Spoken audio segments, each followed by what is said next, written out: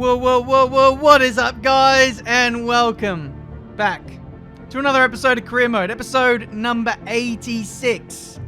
86. We're getting close to 100. Will we get there? Maybe. Maybe not. I think we have to do another season if we want to get there. But anyway, Canadian Grand Prix. We're ready for some more action. Before we do, though, we're going to chuck some upgrades on. We're going to do a minor weight redistribution upgrade for the chassis. Unfortunately, not enough resource points to dive into something else performance-wise, but we can shore up the longevity of this car with an MGUK durability upgrade, and both of those will go on in time for the next race. So looking forward to that. We're going to zoom through practice, do all the practice programs like we always do. FP2 was a washout, so I did all my running in practice 1. Basically getting a 1-2 for the team, which is what you want to see. But myself and Lando are quickly becoming championship rivals. So the tensions are rising within the team. Anyway, practice was fine. Let's roll into quali.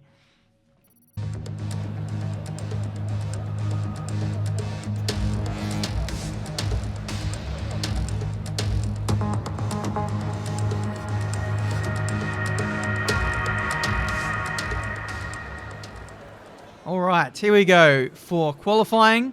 It's nice to roll into regular episodes of Career Mode again. I hope you guys have noticed a change.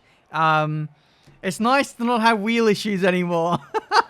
I think I'm gonna have to ban the words wheel issues from after this video onwards, because we don't want to be hearing that anymore. Anyway, I was gonna say those words are just gonna be dealt in hushed tones from now on.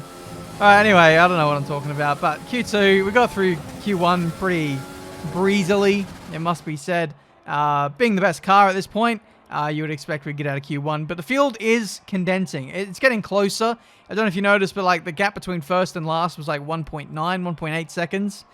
So, you know, if you're not on form, if you're not on target, you're going to be qualifying pretty badly, like we have there, with a P11 against our name with a used set of soft compound tires. But here's a weather update from Jeff.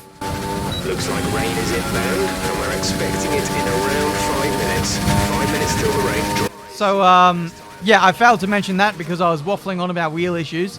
But, yeah, the rain was set to hit us midway through Q2.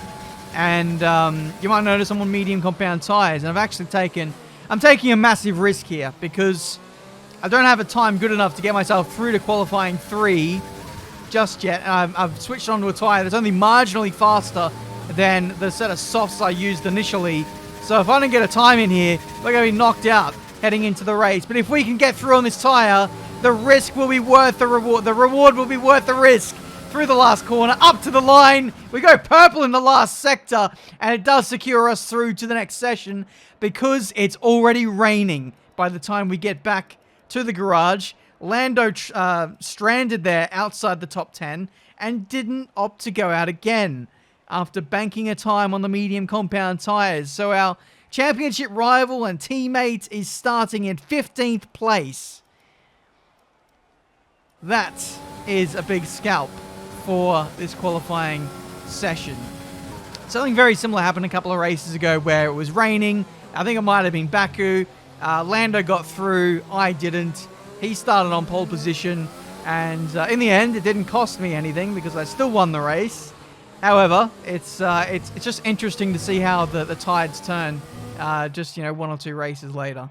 Anyway, Q3, raining. Pace in the rain looks pretty shocking. But I think the lap that I put in initially wasn't great. I was still getting used to the track and the amount of grip I got. But this is a dry setup through and through. So we're going to be struggling a little bit in this session. However, not struggling too much as we seem to be getting more and more used to the track, which is nice to see. We've got 20 seconds left to go in the session. We're going to improve by about a tenth and a half here, which puts us in P7. And we've got one more lap to do as we've just bottled it. Trying to take too much curb at turn 1. So, yeah, that was a corner cut. We lost the lap. That was the last 20 seconds of the session. So, P7 is where we end up with Pierre Gasly getting pole position in the AlphaTauri. Fair play to the French driver. He is a man on form in real life and in the game as well. It's amazing to see such a low-down team like AlphaTauri being so on form in career mode. For their sake, I actually hope that they can go on and win this race.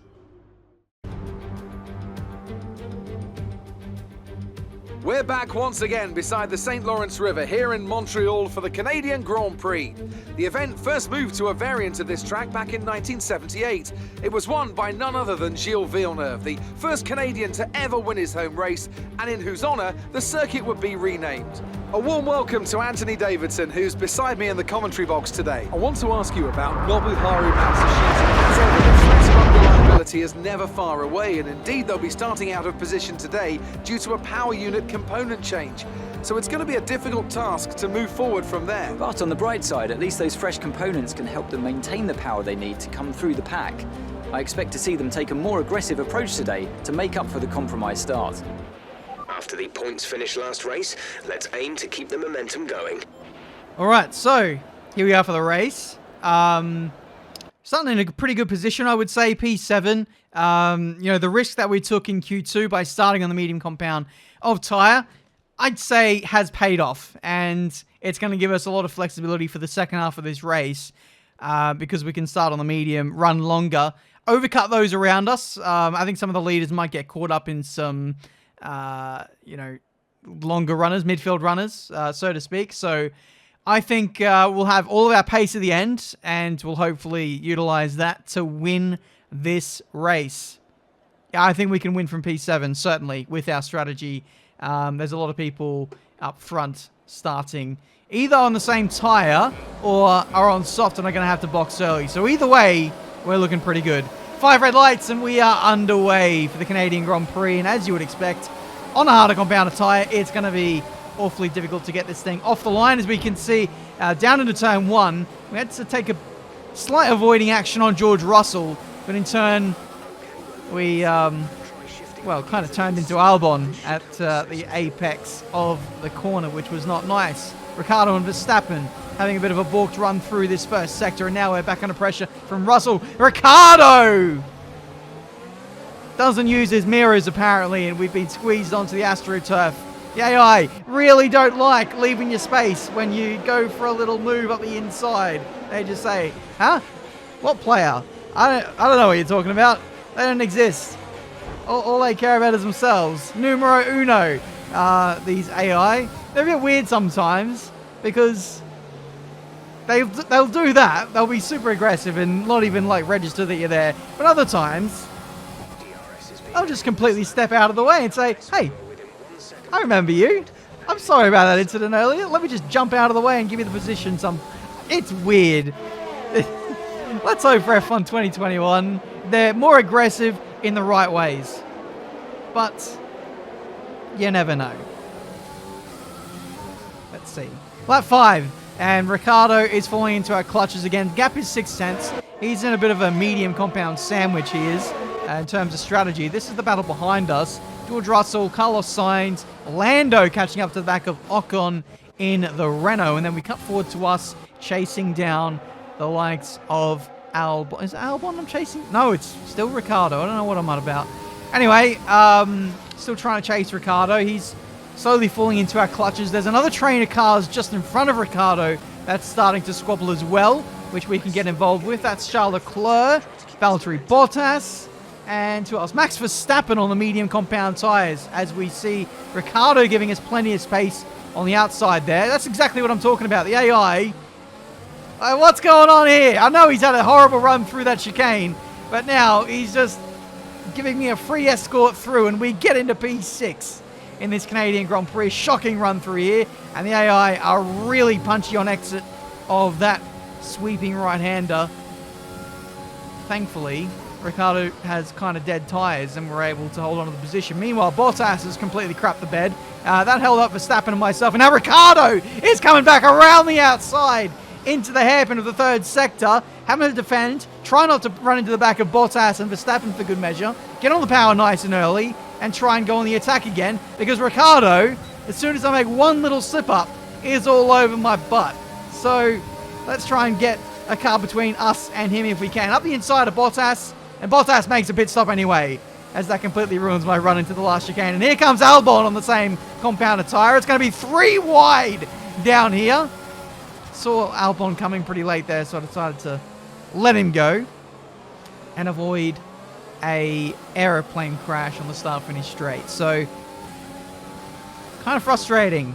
Very frustrating, actually. As you can see, the squabbling continues. Albon gets past Ricciardo, and Verstappen, who we were just tucked up under the rear wing of in the matter of 60 seconds ago, is 3 seconds up the road and is challenging Charles Leclerc now, who leads this race on the soft compound tyre. I'd imagine he'd be diving in now. He is, for his first pit stop of the Grand Prix. So, in terms of strategy, this race is all over the place. Because we've got people on softs, we've got people on mediums, we've got people who really shouldn't be up the front, like Pierre Gasly. Meanwhile, we've got Ricciardo, who was tangling with us, is finally, well, Renault doing what they do best with their retirements in decent positions. So that's another one to tick off the old F1 bingo checklist. What else? What else happens every Grand Prix? Lewis Hamilton saying that he's got no tyres. Mercedes pre-race weekend saying that they've got the slowest car in the field. That's a pretty standard one. I'm sure you guys can fill out another few. But anyway, we're into the pit lane now for our first of 2 sets of soft compound tyres, which we're going to run to the end. You can see Kvyat and Russell, who we're trying to get the better of here on fresher tyres. We get a nice run out of the pit lane, and we go up the inside of George Russell, who had a few laps undercut on us on the soft compound tyre. Absolutely crucial, by the way, that we got ahead of him, because a few laps fresher tyres on softs makes a world of difference, and we didn't want to be held up behind him. And you can see how quickly we've gapped him in clear air. But anyway, we're catching up to Sainz, who was part of the early pit stop crew. We make pretty quick work of him as well, as he backed out into the last chicane. That was pretty close. Kind of thought there was going to be contact there, but thankfully jumped out of the way for us. And now we have Albon just up the road catching up to his teammate Bottas, who is on the soft strategy so far. So Bottas has got pretty old tyres. He's into the pit lane again for a very early stop. It's lap 15. It's not that early, to be honest, but he's already made 2 stops. Gasly is into the pit lane as well, our race leader, and going on to medium compound tyres. That's pretty early from him, if I do say so. So I think there might be a 3-stop potentially for Pierre Gasly. So, yeah, we're not even halfway into this race, and Pierre Gasly has already made 2 stops. So I think he may well be out of contention for this race already, which is a massive shame for AlphaTauri. I was secretly wooing them on this weekend. But anyway, here is the next battle up the road. We seem to be following Albon through the field as we overtake everyone in this race. He's caught up to Charles Leclerc as he goes round the outside, down into turn 1. This squabbling is going to invite me into the party. As you can see how slow they are on the apex. Here we come right behind. We're getting on in terms of our stint as well, so the tyres aren't feeling great, but these two holding each other up, hammer and tong. We are now within slipstream and DRS range, which is only going to help me in my quest of defeating Albon in this race through the hairpin. Nice run. Rear tyres are going off a little bit at this point, which is worth mentioning. So we're having to use a lot of lean to look after those, as well as the fuel, as we've underfueled. Heading into the last chicane. Again, it's some kind of curse. We overtake someone into the last chicane and they box straight away. So that's that. Meanwhile, AlphaTauri out of the Grand Prix.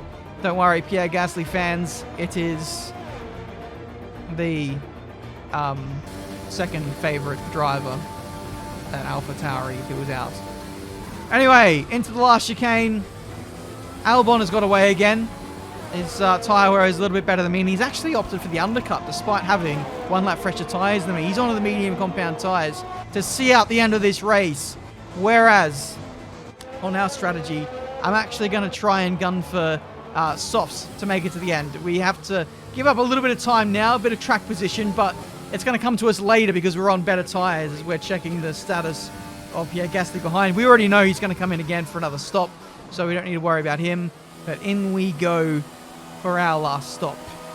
And we successfully made it to our pit window. So we're going to go for a fastest lap and hopefully chase down everyone in this race. It's going to be difficult because Vettel and Verstappen have already gone past us in the pit lane. That's a lot of ground to make up in only 12 laps of this Canadian Grand Prix, but never say never. Could be a safety car. There could be a whole realm of different things which come into play which will help us win this race, but we've got it all to do. The pace of the Red Bulls seems pretty dominant in this race, especially with them getting the undercut and, you know, being so much further up the road than us from where we started. However, I still think we're on target for some good points today. Maybe, or certainly hope that we're going to get a podium. But we've got to put the hard yakka in to get there now as we're getting past Leclerc once again in this Grand Prix. Around the outside into the final chicane, utilising that top-end speed of the Merc engine to get us a fastest up as well along the way. But I think we can go even faster. You can see I got red sectors in Sector 1 and 2, so we can definitely go faster. We're going to go again on this one in an effort to try and catch up to Albon, but I've got to be careful about my fuel as well. As you can see, I'm still one lap down in terms of fuel. The consumption numbers haven't been great in this Grand Prix, so basically any time that I've been stuck behind someone, I've been utilising lean revs, and that's actually what I'm going to do again when I get in the slipstream of Albon here, right on cue. I'm actually going to take a few settler laps to recover the fuel, look after the rear tyres a little bit, which will hopefully give me better pace at the back end of the Grand Prix. So we're still just chilling behind Albon, putting him under pressure. We are faster than him quite a bit at this stage of the race, but just having to look after the fuel as we take a big warning there. That was us flying over the curb on the replay cameras. 5 to go, and we've still got 0.5 of a lap to save. I think another 1 or 2 laps stuck behind Albon, and we should be there. We should be fine. I don't want to leave this too late because the tyres are going to age like milk compared to Albon on mediums. That's just a combination you don't want to have. So we want to make sure we get the job done early, and then we can kind of hold them up. Because I feel like we've got the straight line speed in this Mercedes-powered engine to keep the Works Mercedes behind us. Oddly enough, if that makes sense. We're running with a low drag setup. I went from 3.6 wings at the start of the race.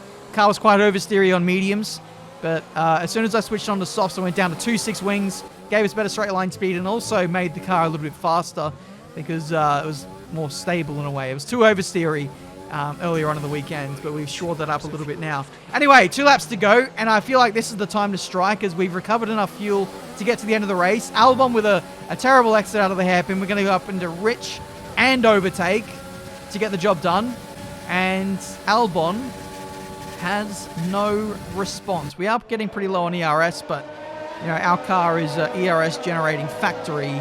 That, you know, it'll be fine. Just a couple of corners, a couple of braking zones, and we'll be charged up to 100% again, I'm sure. Anyway, terrible run through the middle sector. I have alluded to that corner right there where the AI are pretty OP there, and conversely for me, I'm pretty weak there as there's just a lot of oversteer, even with the front wing change we made. Down into the hairpin, we nearly run into the back of Mick Schumacher as I was attempting to defend from Albon into the hairpin. He's getting really strong here. Like I said, soft compound tyres at Canada are aging like milk. It is not fun. This is the penultimate lap of the Grand Prix. We've got 1 more to go after we cross the line. And again, every corner is a potential hazard for us. As you can see, Albon with a golden run heading into turn number 1. Doesn't go for the move, crucially. And actually, very luckily for us, we've got lap cars in the picture, which are actually giving me DRS and helping me to kind of defend. It's a bit distracting for Albon, potentially. As you can see, the back marker's having a little bit of a battle back there. But meanwhile, while that was happening, Albon has got another run on me, heading into this OP section of the track. He's giving me a bit of a nudge. He's giving me a nudge. You can't be nudging with carbon fiber front wings, Alexander Albon, I tell you that much, as he goes up the inside into the middle sector chicane. We're going to have to leave him space here. Albon up the inside, but there's contact. And Albon has gone round. Not for the first time in his career. Warning for contact. Here's the replay as we see from Albon's on board. He was definitely alongside as we got to the apex, so I left him space. But You'll see this when I slow this down and show it a couple of times. Albon actually turns in a little bit too early for the corner. I still think this is 50-50, this incident right here. But there's a crucial moment which kind of screws Albon over. So he turns in. He should stay out a little bit wider and have a later apex. By apexing earlier, he's guaranteed that he's going to run out wide at the second part of that corner. You watch from my point of view, Albon turns it in a lot earlier, but there's not much I can really do from this point. This is a really tight corner, and when we get to the point of contact, I've left him quite a bit of space. Well, not there. We get past the corner, and here, like, I can't be any further over to the left, otherwise I'm not making the second part of that corner. It's just a bit of unfortunate contact which has sent him round at what I think is kind of his fault, if I'm honest. But I'm still willing to accept 50-50 in a way, racing incident. Let me know what you guys think. But anyway, up the front, we have Sebastian Vettel winning the Canadian Grand Prix. He wins in a Red Bull. Sebastian Vettel winning at Red Bull. Can somebody tell me what year it is? I'm not too sure, but meanwhile, we're coming out of the final chicane, and Pierre Gasly has come out of nowhere to nearly steal the podium here at Canada. Thank you for all your hard work out there. That was a strong drive and a good finish. Well done. They take the checkered flag then here in Canada in what has been another fabulous Grand Prix. So Anthony, what made the difference out there today? I think that smart tyre management on track and very smooth driving definitely assisted in their victory today. That combination meant they got the absolute maximum out of their tyres at all times. Red Bull put up an outstanding fight for the front position today, and it's great to see it paid off for them. They do so much for the sport that you can't help but be delighted by today's race win. What a man, what a driver, what a team. Red Bull absolutely dominating the Canadian Grand Prix. Marduk Motorsport, got to say, pooping the bed a little bit with my qualifying 3 performance. Lando not getting through to Q3 either, really put us on the back foot. Lando recovered to get P6 in the end. But I've got to say that's a bit disappointing from Lando. Everyone outside the top 10 opted for the softs and didn't go for something different. So a lot of people, in a way, got kind of buried in this race and were unable to do anything. But I've got to say, that doesn't take anything away from the Red Bulls, who looked like they were probably going to win regardless. They had amazing pace. I'll tell you what, we had our own issues this weekend too with the setup. Yes, it was fast, but for a lot of the race, I didn't mention this too much, but I was having to manage the rear end. The rear end was a bit snappy, especially as we got towards the back end of our tyre stints. Now, bearing in mind, this is a 2-stop race. We really shouldn't have struggled, and we didn't really struggle, to be honest, for tyre wear. I think the figures never got any higher than 40 or 50% at most. Yet, the car was kind of all over the place in the second half of stints. Imagine if this was a 1-stop race, we would have really fallen off the bandwagon, potentially. I could have done a 1-stop, but mediums hards is slower. Anyway, that was the race. A pretty intense one. A really good battle with Albon. Pretty much the whole Grand Prix, we were separated. We were joined at the hip, just making our way through the field on our strategy. It worked out pretty well. Verstappen was a championship contender a little while ago. He's had a good result today with a P2, but needs a bit more. Needs to lift. Needs to beat his Red Bull teammate of Sebastian Vettel if he is to be a factor. Albon having a shocker of a day, losing big points in the championship, but things are looking pretty good for us. It wasn't a race win, but it's consistent points. And consistent points is going to win you championships, especially on days where things don't go your way, where you're having damage limitation. And that was certainly the case for us today. So to get a podium, I think is absolutely massive. And our championship rivals all kind of fell away. So I will definitely take that. Hopefully you guys enjoyed this video. If you did, make sure you leave a like. Subscribe to the channel if you need to see plenty more racing game content. And until the next race, have absolutely no idea what race it is, but we will look to be on the aggressive and competitive like we have always been this season. And until then, I'll see you next time.